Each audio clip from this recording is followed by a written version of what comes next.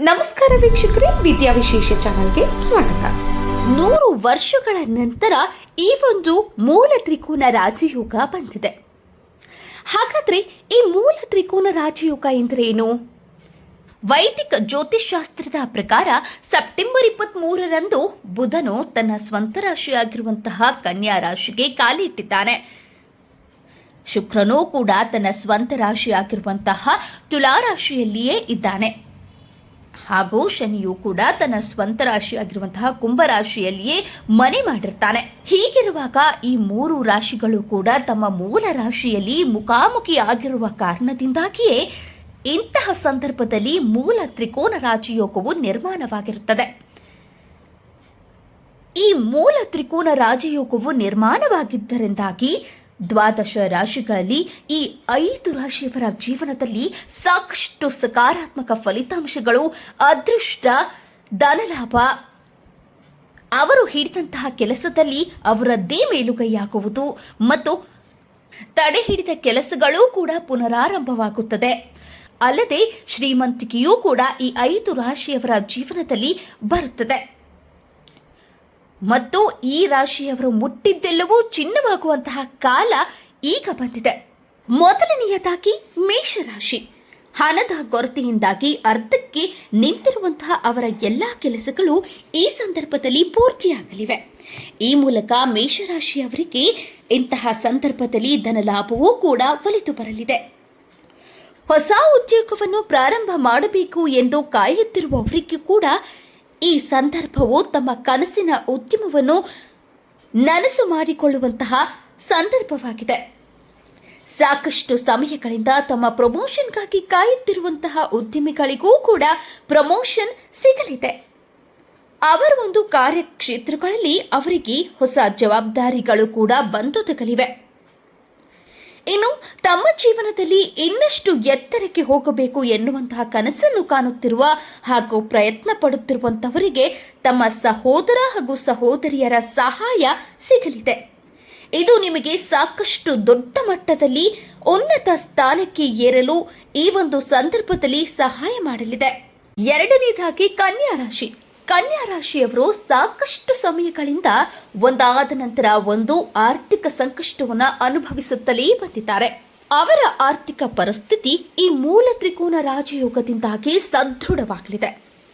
ಇರುವಂತಹ ಎಲ್ಲಾ ಸಾಲಗಳನ್ನು ಕೂಡ ತೀರಿಸಿ ಉತ್ತಮ ರೀತಿಯಲ್ಲಿ ತಮ್ಮ ಜೀವನವನ್ನ ನಡೆಸುವಷ್ಟು ಆರ್ಥಿಕ ಸ್ವಾತಂತ್ರ್ಯತೆ ಹಾಗೂ ಸಬಲತೆ ಈ ಒಂದು ಮೂಲ ತ್ರಿಕೋನ ರಾಜಯೋಗದಿಂದಾಗಿ ಕನ್ಯಾ ರಾಶಿಯವರಿಗೆ ಒದಗಿ ಬರಲಿದೆ.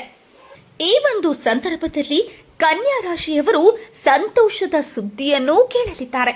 ಅದರಲ್ಲಿ ವಿದೇಶದಿಂದ ಕಂಡುಬರುವಂತಹ ಲಾಭ ಕೂಡ ಒಂದಾಗಿದೆ. ಹಣಕಾಸು ಅಥವಾ ಉದ್ಯಮಕ್ಕೆ ಸಂಬಂಧಪಟ್ಟಂತಹ ಸಂತೋಷದ ಸುದ್ದಿಯನ್ನು ಕೂಡ ಅವರು ಈ ಸಂದರ್ಭದಲ್ಲಿ ಆಲಿಸಲಿದ್ದಾರೆ. ಈ ಒಂದು ಸಮಯದಲ್ಲಿ ನೀವು ಮಾಡುವಂತಹ ಹೂಡಿಕೆ ಕೂಡ ಖಂಡಿತವಾಗಿ ನಿಮ್ಮ ಭವಿಷ್ಯದಲ್ಲಿ ಲಾಭದ ರೂಪದಲ್ಲಿ ನಿಮ್ಮ ಕೈ ಸೇರುವುದರಲ್ಲಿ ಯಾವುದೇ ಸಂದೇಹವಿಲ್ಲ. ಮೂರನೆಯದಾಗಿ ತುಲಾರಾಶಿ. ಫೈನಾನ್ಸ್ ವಿಭಾಗದಲ್ಲಿ ಕೆಲಸ ಮಾಡುತ್ತಿರುವಂತಹ ತುಲಾರಾಶಿಯವರಿಗೆ ಖಂಡಿತವಾಗಿ ಈ ಸಮಯ ಸಾಕಷ್ಟು ಶುಭಪ್ರದವಾಗಿರಲಿದೆ.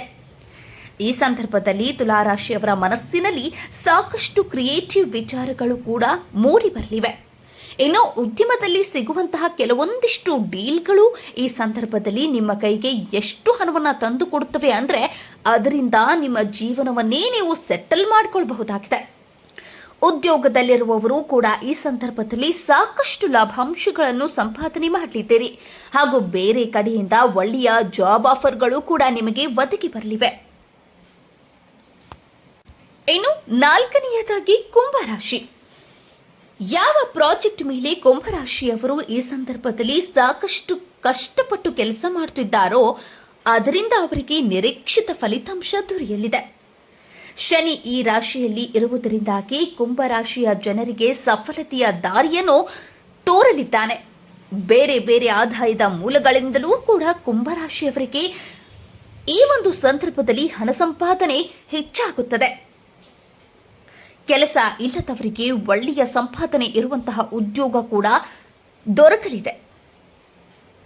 ಇಷ್ಟ ಇಲ್ಲದೆ ಇದ್ರೂ ಕೂಡ ತಮಗೆ ಇಷ್ಟವಾಗಿರುವಂತಹ ಕೆಲಸವನ್ನು ಪಡೆದುಕೊಳ್ಳುವಂತಹ ಅವಕಾಶ ಅವರನ್ನ ಹಿಂಬಾಲಿಸಿ ಬರುತ್ತದೆ.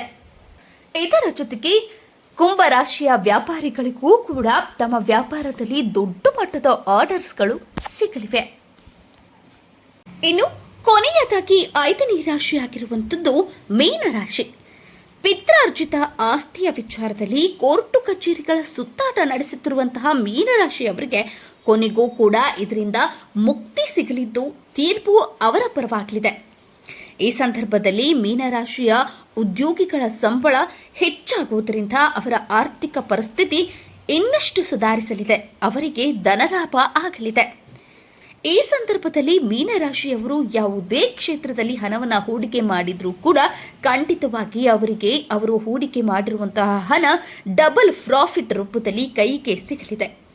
ಇನ್ನು ಈ ಸಂದರ್ಭದಲ್ಲಿ ಮೀನರಾಶಿಯವರು ಹಿಂದೆ ಮುಗಿಸಬೇಕಾಗಿದ್ದಂತಹ ಅರ್ಧಕ್ಕೆ ನಿಂತಿರುವಂತಹ ಕೆಲಸಗಳನ್ನು ಪೂರ್ಣಗೊಳಿಸಲಿದ್ದಾರೆ. ಅವರ ಜೀವನದಲ್ಲಿ ಸುಖ ಹಾಗೂ ನೆಮ್ಮದಿ ಸಮೃದ್ಧವಾಗಿರಲಿದೆ.